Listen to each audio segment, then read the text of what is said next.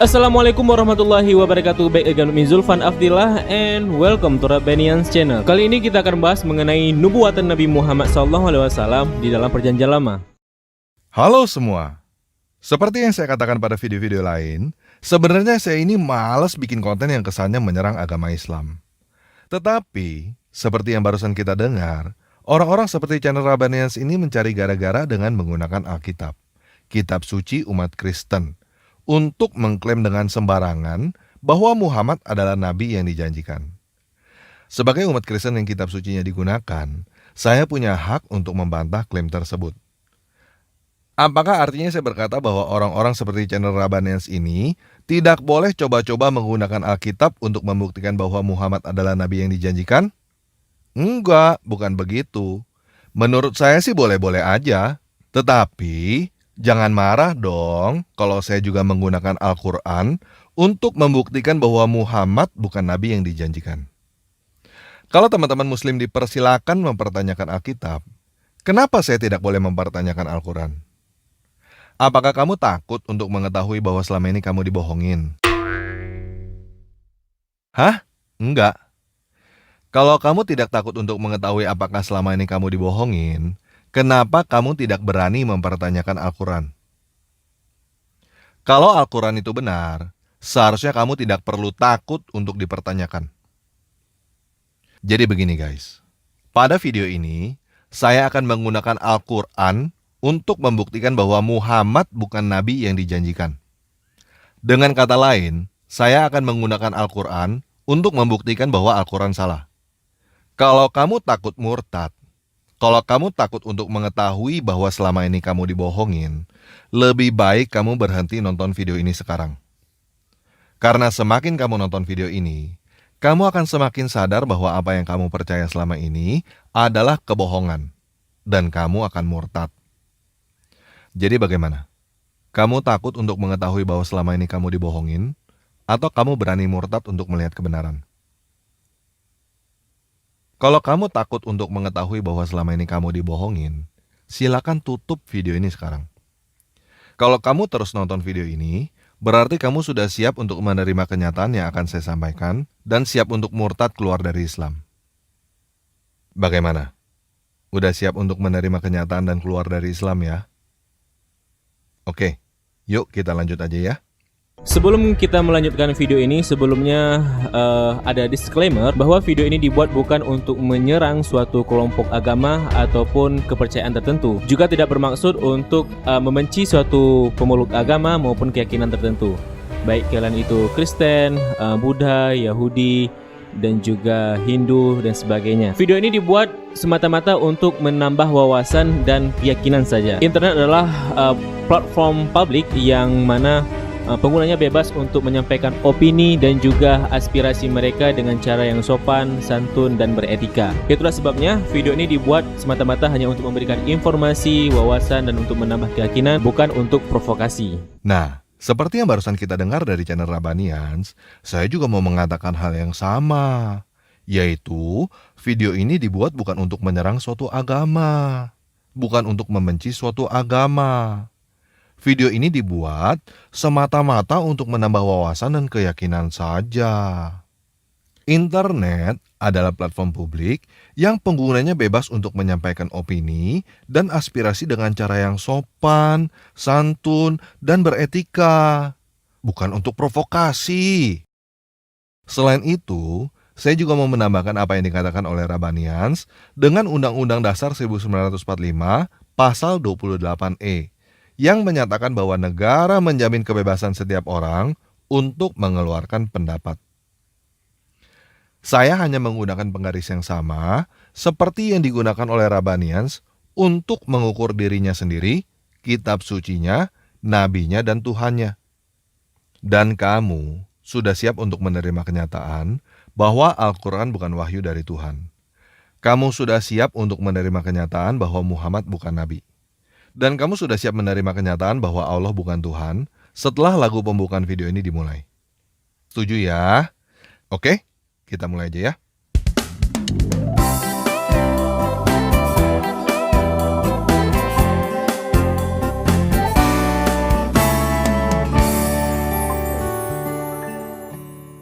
Mengenai Nabi Muhammad dalam Taurat dan Injil, sebagaimana disebutkan dalam surat As-Saff ayat 6, bahwa Nabi Muhammad telah diramalkan dan dinubuatkan dalam Taurat dan Injil.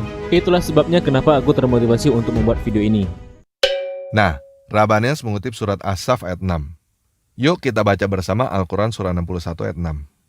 Dan dalam kurung ingatlah, ketika Isa putra Maryam berkata, "Wahai Bani Israel, sesungguhnya aku utusan Allah kepadamu yang membenarkan kitab dalam kurung yang turun sebelum aku, yaitu Taurat, dan memberi kabar gembira dengan seorang rasul yang akan datang setelahku, yang namanya Ahmad," dalam kurung Muhammad. Namun, ketika rasul itu datang kepada mereka dengan membawa bukti-bukti nyata, mereka berkata ini adalah sihir yang nyata. Nah, pada video-video sebelumnya, saya sudah menjelaskan bahwa Isa yang ada di dalam Al-Quran bukan Yesus yang ada di dalam Alkitab. Karena Yesus yang ada di dalam Alkitab bukan cucu Imron. Dan semua orang tahu bahwa Yesus yang ada di dalam Alkitab lahir di kandang domba, bukan di bawah pohon korma. Jadi, siapa orang yang bernama Isa cucu Imron yang lahir di bawah pohon korma? Saya nggak tahu. Yang pasti, Isa cucu Imron yang lahir di bawah pohon korma itu bukan Yesus yang ada di dalam Alkitab. Apakah benar ada orang yang bernama Isa cucu Imron yang lahir di bawah pohon korma? Silakan pertanyakan Al-Quran. Jadi paham ya? Kalau ada teman-teman muslim yang merujuk Al-Quran surah 61 ayat 6 untuk berkata bahwa Yesus yang ada di dalam Alkitab bernubuat tentang kedatangan Rasul Ahmad, kalian salah alamat. Nah, sekarang kalian lihat sendiri bahwa Al-Quran berkata, Isa memberitakan seorang rasul yang bernama Ahmad. Benar ya? Kalian lihat gak ada tanda kurung di situ? Tanda kurung Muhammad. Apa artinya tanda kurung itu? Artinya, nama yang tertulis di dalam Al-Quran adalah Ahmad, tetapi dikoreksi oleh manusia menjadi Muhammad. Kenapa nama yang tertulis di situ adalah Ahmad dan harus dikoreksi menjadi Muhammad oleh manusia? Yang pertama, apakah Allah salah sebut nama? Seharusnya Muhammad, tetapi Allah salah sebut nama sehingga menjadi Ahmad. Oleh sebab itu butuh dikoreksi oleh manusia dengan menggunakan tanda kurung. Yang kedua, yang Allah maksud memang Ahmad, bukan Muhammad. Umat muslim yang tambah-tambahin sendiri firman Allah dengan tanda kurung supaya cocok menjadi Muhammad. Padahal yang dimaksud adalah Ahmad. Siapa Ahmad yang dimaksud? Mungkin Ahmad Dedat, mungkin Ahmad Dhani, atau mungkin Ahmad-Ahmad yang lain. Saya nggak tahu, dan itu tugas kalian yang muslim untuk bertanya-tanya. Kenapa di situ namanya disebut Ahmad, bukan Muhammad? Kalau kamu coba membantah dengan berkata bahwa Ahmad sama dengan Muhammad, berarti kamu menjawab dengan pilihan nomor 1. Allah salah sebut nama. Seharusnya Allah menyebut nama Muhammad, bukan Ahmad. Kalau kamu berkata bahwa Ahmad sama dengan Muhammad, coba sekarang kamu jawab pertanyaan saya. Bolehkah umat muslim bersyahadat dengan mengucapkan nama Ahmad? Bersaksi bahwa Ahmad adalah Rasul Allah. Di Al-Quran tertulis bahwa nama Rasul yang dijanjikan adalah Ahmad kan? Kenapa kalian tidak boleh bersaksi bahwa Ahmad adalah Rasul Allah? Kalau Ahmad dan Muhammad itu sama. Jadi jelas ya, Al-Quran surah 61 ayat 6 ini aja udah cukup untuk membantah bahwa Muhammad adalah Nabi yang dijanjikan. Karena Nabi yang dijanjikan menurut Al-Quran surah 61 ayat 6 adalah Ahmad, bukan Muhammad. Kecuali teman-teman yang muslim mau berkata bahwa Allah salah sebut atau Al-Quran sudah korup sehingga perlu dikoreksi oleh manusia dengan tanda kurung. Oke? Yuk kita lanjut. Nah, mengenai nubuatan yang akan kita bahas ini berkaitan erat dengan firman Allah pada surah Al-Baqarah ayat 146, di mana sebenarnya orang-orang Yahudi maupun Nasrani sebenarnya mereka lebih mengetahui ciri-ciri dari Nabi Muhammad SAW sebagaimana informasi yang terdapat dalam kitab mereka. Nah, Rabbanes menyebut surah Al-Baqarah ayat 146. Yuk kita baca Al-Quran surah 2 ayat 146. Orang-orang yang telah kami beri kitab dalam kurung Taurat dan Injil, mengenalnya dalam kurung Muhammad, seperti mereka mengenal anak-anak mereka sendiri. Sesungguhnya sebagian dari mereka pasti menyembunyikan kebenaran, padahal mereka mengetahui dalam kurungnya. Nah, poin pertama yang saya ingin teman-teman perhatikan adalah tanda kurung. Kenapa mesti dikoreksi pakai tanda kurung lagi oleh manusia? Kenapa Allah tidak menyebut nama Muhammad di situ? Apa? Bahasa Arab. Kalau Allah berkata bahwa orang-orang yang telah kami berikan Taurat dan Injil mengenal Muhammad dalam bahasa Arab, kan nggak perlu dikasih tanda kurung lagi oleh manusia. Dikasih tanda kurung karena memang dalam bahasa Arabnya nggak ada. Kenapa Al-Quran, firman Allah yang katamu sempurna, harus dikoreksi lagi dan lagi dan lagi oleh manusia? Masa firman Allah harus dikoreksi dengan tanda kurung oleh manusia? Saksikan betapa sintingnya orang ini. Ketika Christian Prince menuduh penerjemah Al-Quran menambahkan kata-kata dalam tanda kurung sebagai tindakan pemalsuan, sesungguhnya Christian Prince lah yang memalsukan dan melencengkan terjemahan Al-Quran gara-gara mengabaikan tanda kurung. Padahal kata-kata dalam tanda kurung ini diselipkan oleh penerjemah Al-Quran. Kata-kata dalam tanda kurung ini diselipkan oleh penerjemah Al-Quran sebagai benteng untuk melindungi dan menuntun siapa saja yang membacanya. Apakah Christian Prince mengerti ini? Dia tidak tahu.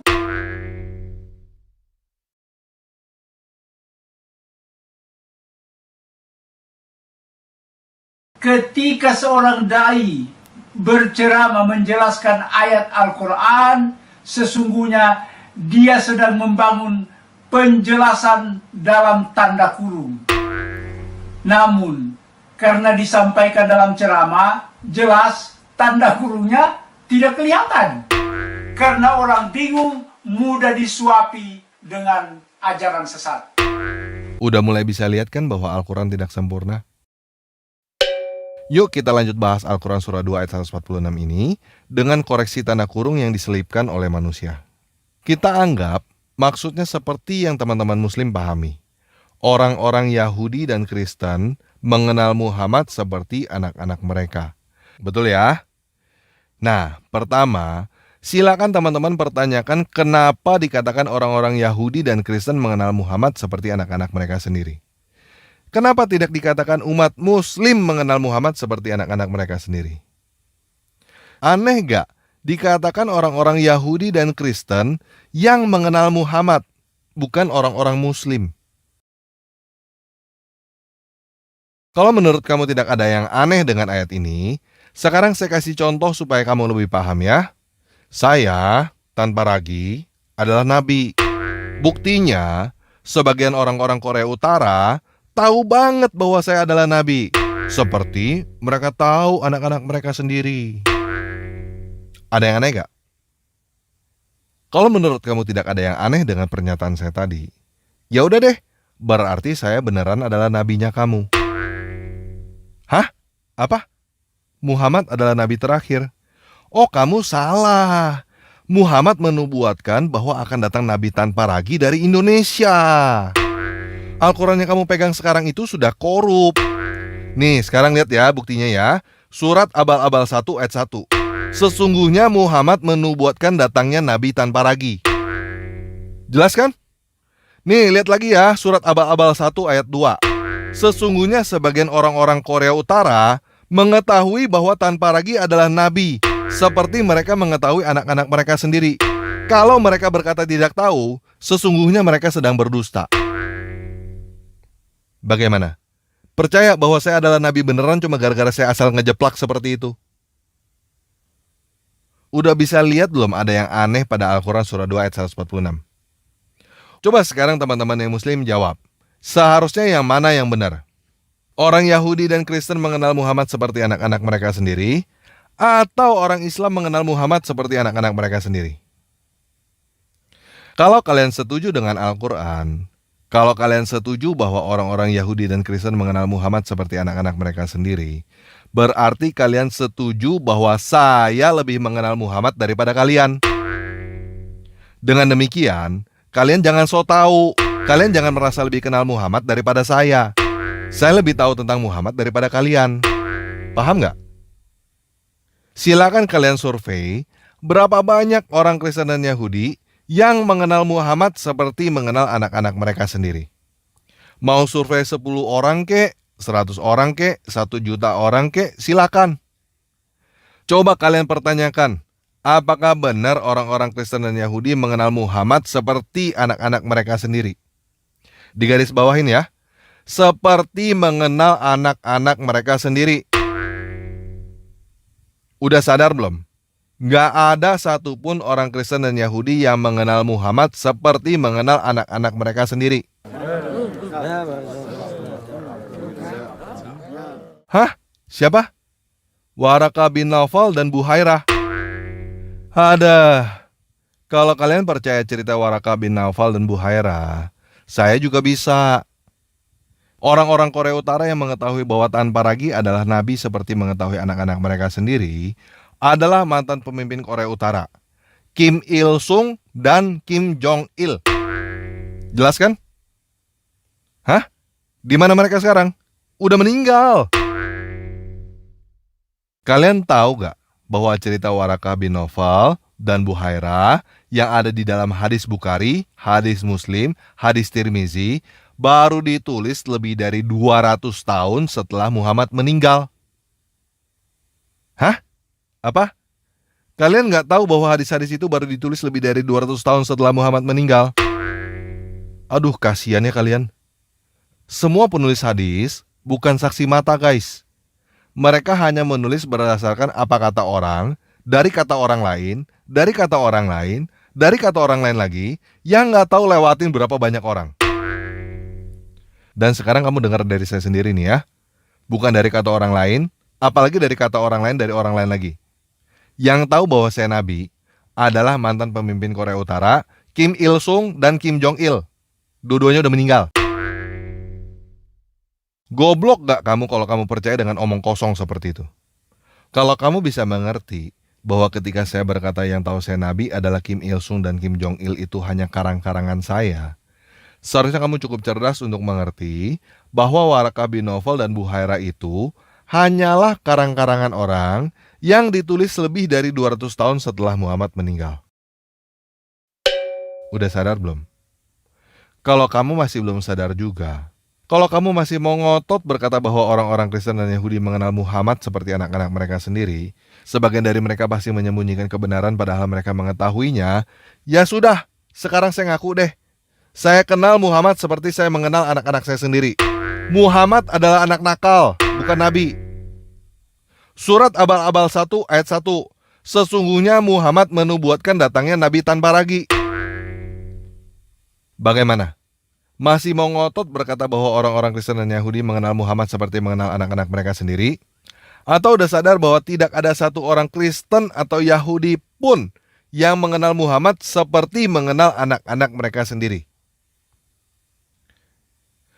Kalau kalian sudah sadar bahwa tidak ada satu orang Kristen atau Yahudi pun yang mengenal Muhammad seperti anak-anak mereka sendiri, berarti kalian sudah sadar bahwa Al-Quran surah Al-Baqarah 146 itu salah. Kalau kalian sudah paham bahwa surah Al-Baqarah 146 itu salah, berarti kalian sudah paham bahwa Al-Quran itu bukan firman Tuhan. Jelas ya? Yuk, sekarang kita lihat lagi apa yang dikatakan oleh channel Rabbanians yang lebih tahu tentang Muhammad daripada orang-orang Kristen ini. Dalam kurung, karena channel Rabbanians ini lebih tahu tentang Muhammad daripada orang-orang Kristen, berarti dia sudah membuktikan bahwa surah Al-Baqarah 146 itu salah. Oke, jelas ya? Berangkat dari Al-Baqarah ayat 146, kita akan membahas salah satu kitab dalam Bible, yaitu Yesaya pasal 42. Sebelumnya saya terangkan dulu bahwa dalam Bible itu terdapat dua bagian.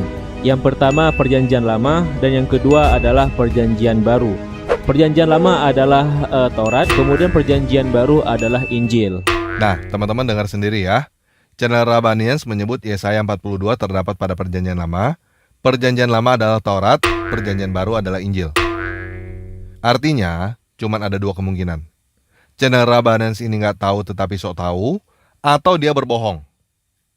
Ada 39 kitab di dalam Perjanjian Lama, dan yang disebut dengan Taurat adalah 5 kitab pertama. Yesaya bukan termasuk dalam 5 kitab pertama, bukan Taurat. Dan ada 27 kitab di dalam Perjanjian Baru. Yang disebut dengan Injil hanya 4 kitab pertama. Jadi, cuman ada dua kemungkinan. Channel Rabbanans ini nggak tahu, atau dia berbohong. Jelas ya?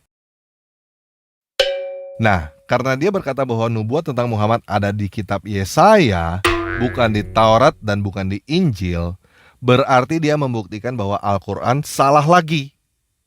Karena tidak ada satupun ayat di dalam Al-Quran yang berkata bahwa nubuat tentang Muhammad adanya di Yesaya. Al-Quran berkata bahwa nubuat tentang Muhammad adanya di Taurat dan Injil. Kenapa tidak ada satu ayat pun di dalam Al-Quran yang berkata bahwa nubuat Muhammad ada di Yesaya? Apakah Allah lupa kasih tahu bahwa ada nubuat tentang Muhammad di Yesaya? Atau Al-Quran sudah korup? Seharusnya ada ayat dari Allah yang berkata bahwa nubuat tentang Muhammad ada di Yesaya, tetapi sekarang udah nggak ada. Sekarang teman-teman udah paham belum? Klaim channel Rabbanans bahwa ada nubuat tentang Muhammad di kitab Yesaya hanya menunjukkan bahwa channel Rabbanans lebih hebat daripada Allah. Allah aja nggak tahu ada nubuat tentang Muhammad di kitab Yesaya. Paham ya? Yuk sekarang kita dengar lagi dia ngoceh apaan. Untuk membuktikannya, mari sama-sama kita kaji Yesaya pasal 42 ini. Pada ayat pertama menjelaskan mengenai nubuatan terhadap sosok rahasia ini yang sangat istimewa. Ayatnya berbunyi, "Inilah hambaku yang kudukung, orang pilihanku yang menyenangkan hatiku." Nah, hambaku dalam bahasa Arab dikenal dengan sebutan abdun. Hambaku yaitu hamba Tuhan dalam bahasa Arab disebut dengan Abdullah. Sedangkan orang yang aku pilih dalam bahasa Arab disebut dengan Mustafa. Dan orang yang aku senangi yaitu Tuhan senangi, maka dalam bahasa Arab disebut dengan Habibullah. Nah, ketiga-tiganya Abdullah, Mustafa, dan Habibullah merupakan nama lain dari Nabi Muhammad SAW. Oke, kata channel Rabbanans, Abdullah, Mustafa, dan Habibullah adalah nama lain dari Muhammad kan? Benar ya? Yuk kita baca lagi Al-Quran surah 61 ayat 6. "Sesungguhnya aku utusan Allah kepadamu yang membenarkan kitab dalam kurung yang turun sebelum aku, yaitu Taurat, dan memberikan kabar gembira dengan seorang rasul yang akan datang setelahku, namanya Ahmad, dalam kurung Muhammad." Namanya siapa di situ? Ahmad. Bukan Abdullah, bukan Mustafa, bukan Habibullah kan? Jadi, klaim channel Rabbanans bahwa kitab Yesaya menubuatkan Muhammad membuktikan apa lagi? Membuktikan bahwa Al-Quran salah lagi. Mestinya, di Al-Quran tertulis bahwa Nabi yang dijanjikan bernama Abdullah, Mustafa, atau Habibullah. Ternyata Al-Quran tertulis namanya Ahmad. Coba dong kalau ada teman-teman muslim yang kenal dengan channel Rabbanans ini, tolong tanyakan kepada dia ya. Boleh gak sih umat muslim bersyahadat dengan bersaksi bahwa Abdullah adalah Rasul Allah? Atau Mustafa adalah Rasul Allah? Atau Habibullah adalah Rasul Allah? Oke, tolong tanyain ya. Yuk kita lanjut sedikit lagi ya. Oke, jika penjelasan Yesaya 42 ayat pertama ini terkesan agak sedikit memaksa. Hah? Apa? Sedikit memaksa. Oh, sedikit memaksa. Nah, begini guys. Saya sudah taruh link video Rabbanans di deskripsi video ini buat teman-teman yang mau nonton video Rabbanans sampai habis. Dan saya sudah melihat argumen channel Rabbanans sampai selesai. Isinya cuma sedikit memaksa doang. Cuma sedikit memaksa dengan berbagai ilmu cocokologi supaya Muhammad dinubuatkan di dalam Alkitab. Yang pertama, dia tahu bahwa Yesaya adalah salah satu kitab para nabi, bukan salah satu kitab Taurat. Tetapi dia berbohong dengan berkata bahwa Perjanjian Lama adalah Taurat. Yang kedua, dia memaksakan 3 nama, Abdullah, Mustafa, dan Habibullah, untuk berkata bahwa itu adalah Muhammad. Dengan demikian, dia 3 kali berkata bahwa Al-Quran salah, karena Al-Quran berkata namanya Ahmad. Yang ketiga, dia cuma mengeluarkan argumen bahwa Yesaya 42 bukan bernubuat tentang Yesus dan memaksakan bahwa jika bukan Yesus berarti Muhammad. Begini guys, dari tadi kita belum baca Yesaya 42 sedikit pun kan? Entah Yesaya 42 itu bernubuat tentang Yesus atau bukan, tidak membuktikan bahwa Yesaya 42 adalah nubuat tentang Muhammad. Nggak ada hubungannya guys. Kamu mengeluarkan argumen apapun untuk membuktikan bahwa Yesus bukan Tuhan, tidak menjadikan Muhammad adalah Nabi. Ngerti gak? Kamu mengeluarkan argumen apapun untuk membuktikan Kristen salah, tidak menjadikan Islam benar. Ngerti gak? Sampai detik ini, saya tidak melihat ada kebenaran apapun di dalam Islam. Seluruh isi ajaran Islam hanyalah mempertanyakan Kristen. Semua orang Islam yang saya tahu, bisanya cuma menghujani orang Kristen dengan pertanyaan-pertanyaan dan tuduhan-tuduhan. Lalu merasa benar dan merasa menang apabila orang Kristen tidak menjawab. Nggak ada satu orang Islam pun yang saya tahu bisa menunjukkan bahwa Islam benar tanpa menuduh dan mempertanyakan Kristen. Walaupun Kristen salah, tidak membuat Islam benar guys. Dan kenyataannya Kristen tidak salah. Kamu hanya bisa membuat Kristen salah dengan melakukan apa yang dilakukan oleh channel Rabanians, Taqiyah dan memaksa. Walaupun dampaknya membuktikan bahwa Al-Quran salah, mereka nggak peduli. Yang penting apapun dilakukan supaya Kristen kelihatannya salah. Dan selanjutnya yang dilakukan adalah melakukan pembenaran dengan alasan bahasa Arab dan lain sebagainya untuk menutupi kesalahan Al-Quran itu. Pembenaran itu bukan kebenaran guys. Pembenaran itu adalah bukti kesalahan. Tidak ada kebenaran di dalam dusta. Muhammad bukan nabi yang dijanjikan di dalam Alkitab, adalah kenyataan. Jadi bagaimana? Kamu mau terus melakukan pembenaran atau kamu mau mulai mengakui kesalahan? Tidak perlu takut untuk mengakui kesalahan guys. Justru dengan kamu mengakui kesalahan, kamu baru bisa melihat kebenaran yang benar-benar kebenaran. Selama kamu tidak mengakui kesalahan, kamu hanya melihat pembenaran. Kamu hanya hidup di dalam dusta. Begini guys, seperti yang saya katakan tadi, Kristen salah nggak bikin Islam benar. Begitu juga, Islam salah nggak bikin Kristen benar kok. Tetapi, Islam salah artinya Islam salah. Dan kamu harus segera keluar dari agama itu. Untuk apa kamu terus hidup di dalam dusta? Untuk apa kamu terus-menerus membela kesalahan yang bukan kesalahan kamu? Kesalahan Al-Quran itu bukan kesalahan kamu guys. Mengenai Kristen benar atau enggak, itu urusan nanti. Yang penting, kamu sudah tahu bahwa Islam salah, segera keluar dari agama itu. Lebih baik kamu ateis atau agnostik, daripada suatu saat nanti anak cucumu memancung batang leher orang dalam kurung di medan perang demi membela ajaran yang salah kan? Apakah kamu mau percaya kepada Yesus atau enggak? Itu urusan nanti.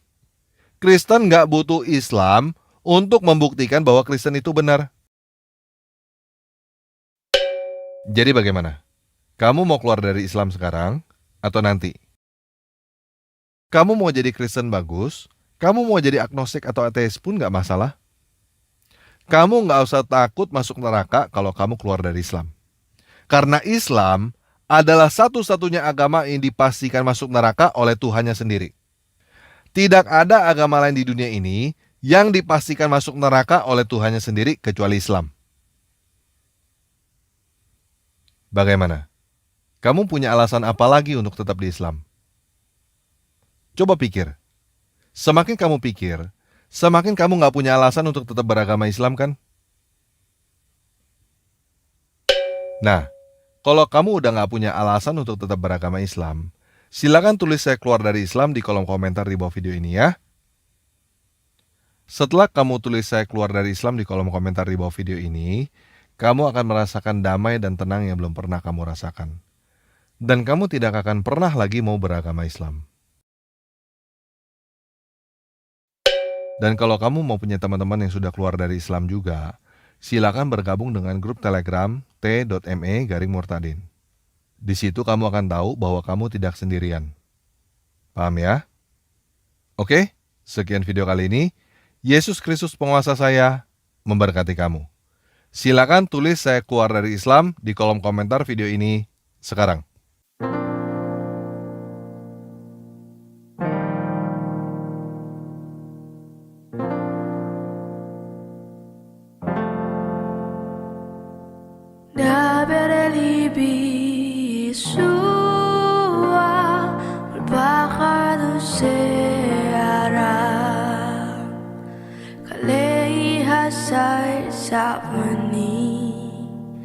Hasebi selo etbab Mili masih ko pasar Mili me fio diva Debere libi sua Tabekir bisalfa Berbicaralah Yesusku di bawah sayapmu, Kaulah tempat berlindungku yang menghapus tangisku. Kata yang di kesembuhan, kata belas kasihanmu, bicaralah Yesus. Padamu ada damai.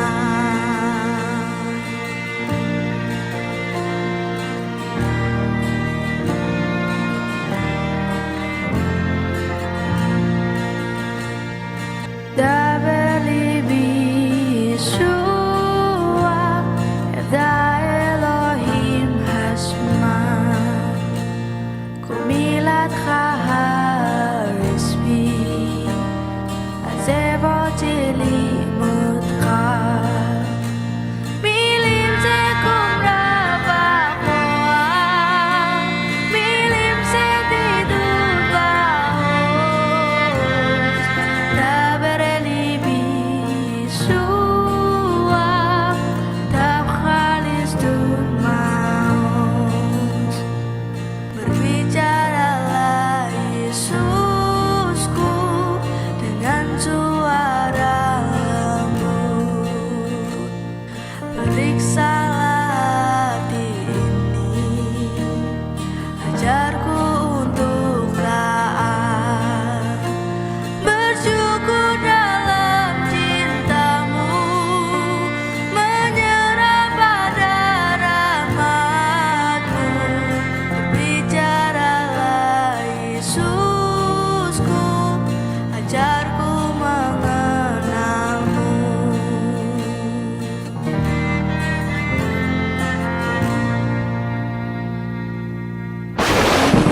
Bicaralah Yesusku di tengah badai topan, gelombang laut menerpa, kami akan tenggelam.